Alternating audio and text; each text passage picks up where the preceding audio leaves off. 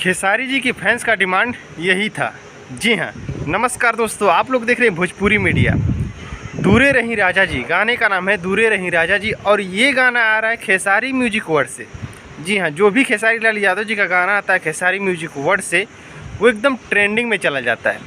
Trending में तो जाता ही जाता है हमेशा, कोई भी गाना खेसारी लाल यादव जी का आता है तो ट्रेंडिंग में चला जाता है।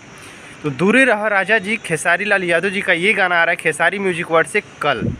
जी हाँ, कल के ही डेट में आ रहा है सुबह में 6:30 पे, यानी कि 6:30 बजे इस गाने को लॉन्च किया जा रहा है खेसारी म्यूजिक वर्ड पे। इस गाने को लिखे अखिलेश कश्यप जी।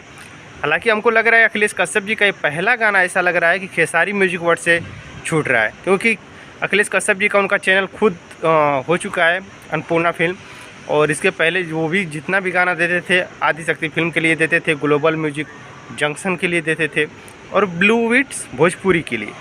और ये चौथा मतलब कंपनी जो खुद खेसारी लाल यादव जी का है, और उसी कंपनी को और उसी चैनल पे ये गाना आ रहा है, जो काफ़ी ज़बरदस्त होने वाला है आप लोग के बीच में।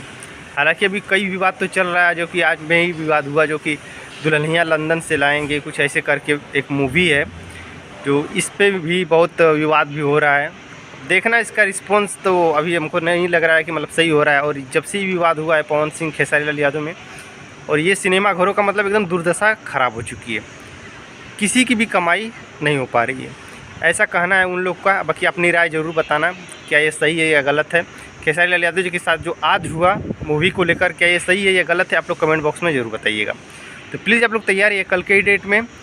तो मिलते हैं नेक्स्ट वीडियो में। अगर वीडियो पसंद है वीडियो को लाइक जरूर करना, चैनल पहले बार हो तो चैनल को सब्सक्राइब जरूर करना। तो मिलते हैं नेक्स्ट वीडियो में, तब तक नमस्कार, जय भोजपुरी जय समाज।